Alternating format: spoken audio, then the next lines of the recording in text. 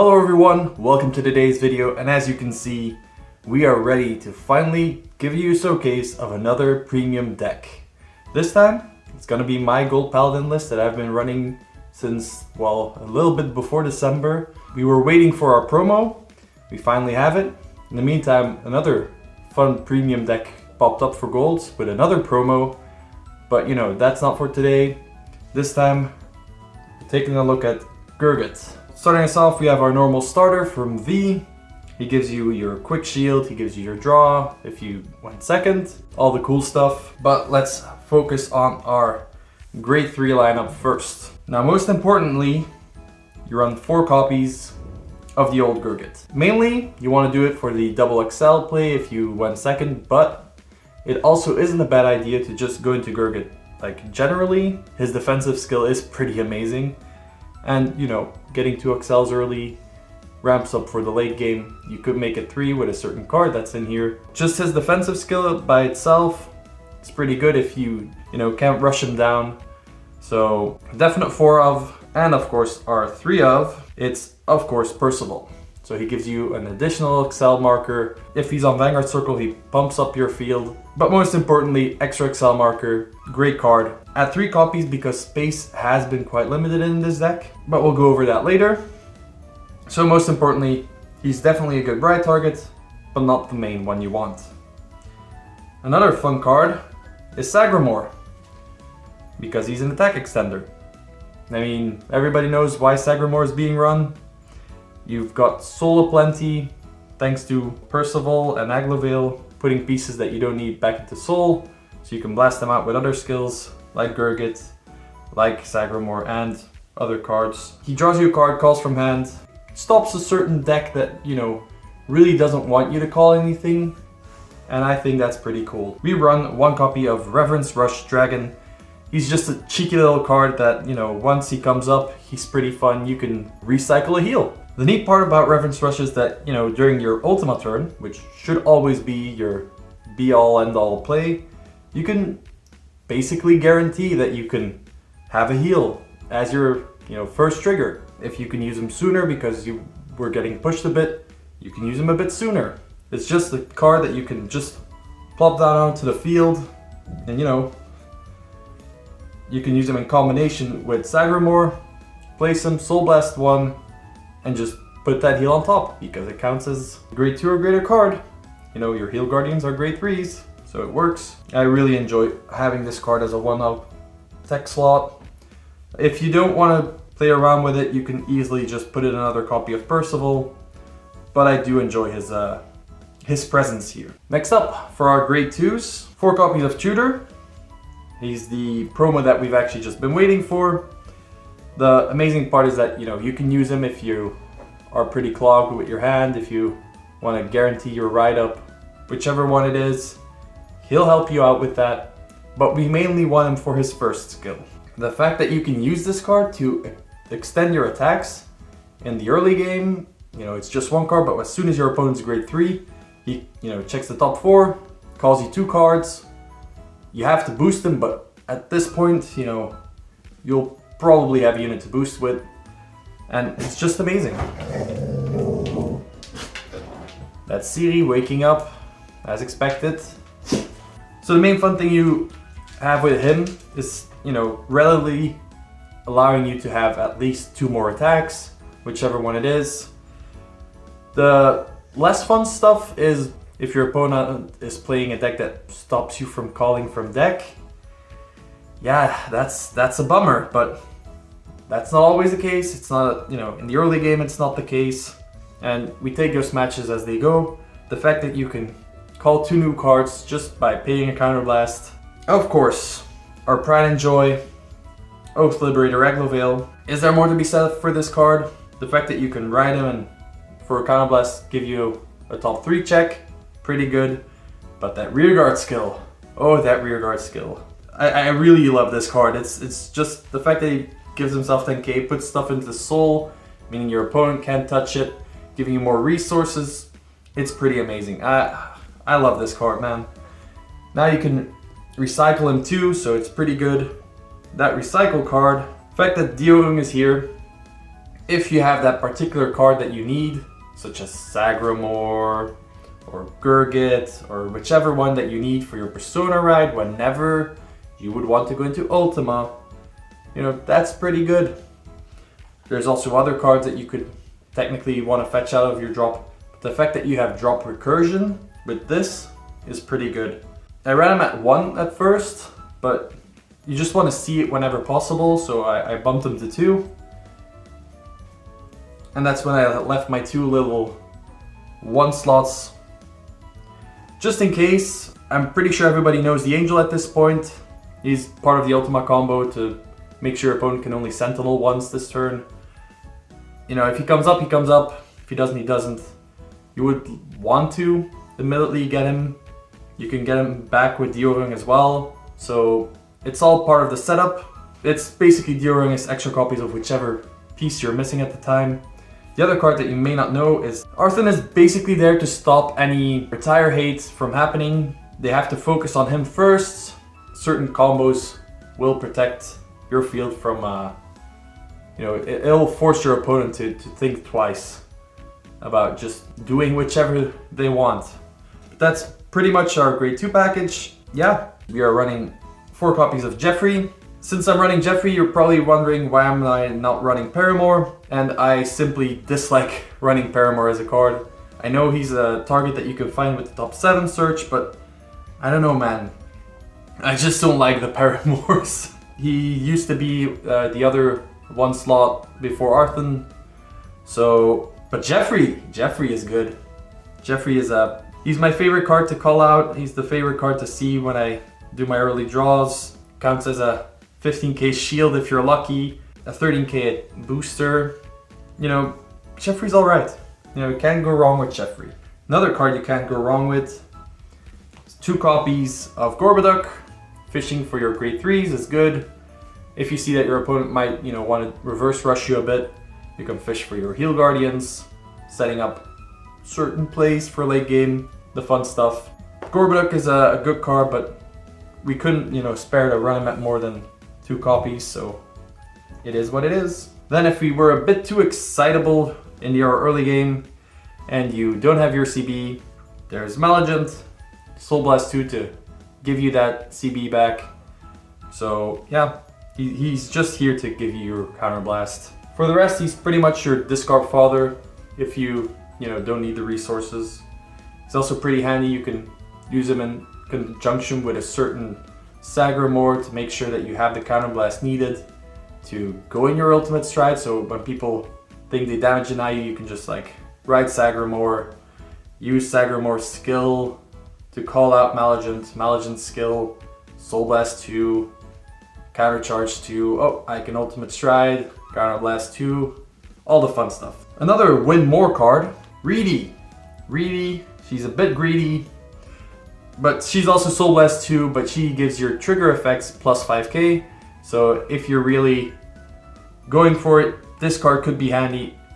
It all depends on whether you have the soul. If you've put enough cards to soul for the abilities, you never know. But it's just a win more card. Otherwise, it's just an 8k booster. Last but not least, Elementaria Sanctitude. You gotta protect yourself, man. It's dangerous out there. For the last part of the main deck, we're of course going over our triggers. You're on 1 stand trigger, playing an Ultima deck, no OT for you. You don't always have to go for the stand play. If you see your opponent has quite a bit of hand cards, but they're at 5, you put in the stand, push your opponent without, you know, even more resources. You know, what's the chance that they'll heal on those first swings? Besides, you got a lot of power anyway. They can see a defensive once. We're not completely devoid of empathy. Now, of course, 3 draw triggers. You go through your deck quite a bit, but we like to go hard and fast through our game, and that draw trigger, it's a Sentinel. It might just save your life. Then another card that draws us stuff, Scarface Lion. I'm running the old one because I really enjoy finally getting to use my SPs again, but this one is errata, so you know, if you take it as a damage, you draw 1, and of course it has the Into Soul skill, so never forget that could be handy from time to time. Then we have the generic crit that also has the Into Soul skill, so also handy. It also just gives you more power, whichever one you like, and crits are crits. So last but not least, for heals, the Heal Guardian. For your early game, if people do tend to try and rush you a bit, you can easily throw it away. If you want to hold it for late game, that's perfect because you have G Guardians and it can be recycled once it's in that drop zone. So first of all, Harmonix Messiah, running my old one that I had from my first, one of my first boxes that I bought myself. So, you know, I've kept it in a little slip-in binder that you got for BT12. And it's been there ever since, and then suddenly, hey, this card is good. So we keep it close to our favorite deck. Then of course, 2 copies of our history collection helper boy. Yeah, his on-head skill to call cards is good. The extra Excel markers are good. He makes me happy. Then of course, we still run 2 copies of Spearex. Spearex is good, calls you stuff, you know, you can do the shenanigans. Not as good as he used to, but he's still a good option to go into from time to time. Then of course, a little card near and dear to my heart. Feels like a bit of a personal connection right there. You can make the jokes all you want, but Brambant's Dragon, my personal name is Bram. So yeah, this card was just made for me at this point. We've made the jokes many times. If Bushiroad wanted me to, you know, announce this card, I would have done it. No problems. No. Next time you want to surprise me with the perfect stride, Bushiroad, you know, you can just call me. It's fine. I appreciate you for this card though. What does Brambant do? The skill for, he does Slay Me Flare on your turn, but he calls more cards and he gains a crit. Now we're talking crits in Gold Paladin, more pressure, more multi-attack. Yeah, he just makes me so happy. Also something fun, you know, in case you haven't noticed, he says put 2 rear guards to the bottom of the deck for his skill. You know, those rear guards could be triggers. And if you're seeing a bit too many of those triggers in your early turn, can't quite finish out the game just yet, you can wait a turn, call down either 2 heals or any kind of card that you really don't need right now, put them to the bottom, you know, do your shenanigans, draw 2 cards from top of your deck, back in business. It's pretty fun. This card has saved me quite a few times. Another card that I sadly don't go into that often anymore is Gurguit Helios. I really have a connection with this card, if you know. I wish I could use it more. Whenever it comes up, he's just handy for that restrict. But sadly, he's a card, you know, passed by through time. Then of course, you have a card that I at first didn't really like. That's Varios. She's a restander. I don't recall asking for it, but then I found out I really like her.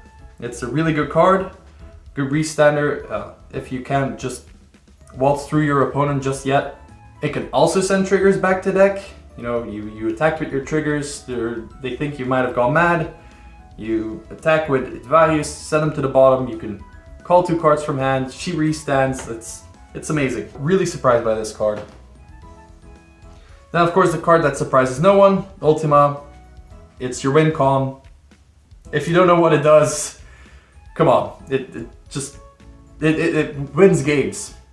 Like, barely anyone survives a full power, like full combo Ultima turn unless, you know, you're in a really good position. If you check your OT, like, it can happen. But usually when you have a good setup, Ultima wins the game. Of course, we also run G Guardians, 2 copies of Slay Me Flare. That way we can recycle, you know, from the field a bit, you know, thin the deck at the same time. You can stall out the game for just that extra turn that you need to end the game, like, properly with Ultima or whichever one that you need at that point. Then 1 copy of Elise. Elise, like with 2 L's. And of course, the new G Guardian from the premium collection, and 1 copy of Dismal. You never know, Dismal, I mean, it's helped me out.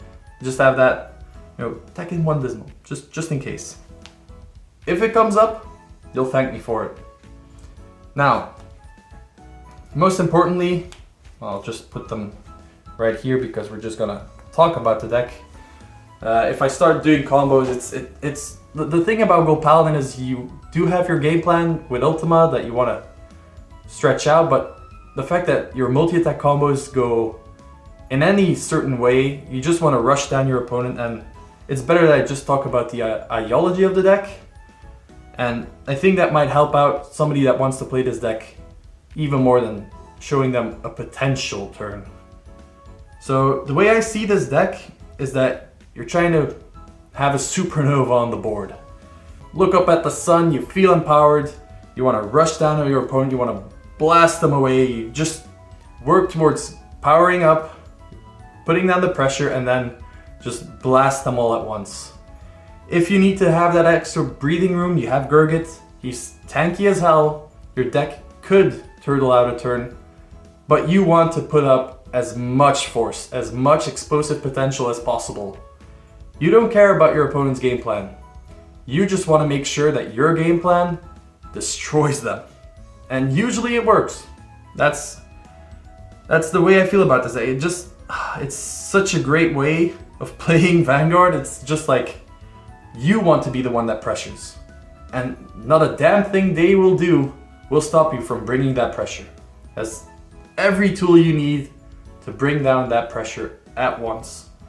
So don't worry about damage denial or anything. If you want, you could, but putting them at 4 or 5, oh, they're goners. And if they for some reason want to damage deny you, then we don't have those damage denial plays anymore. But honestly, we have the tools now with the Brambent and Advarius to wait an extra turn, bring them pressure anyway, and then just close out the game then.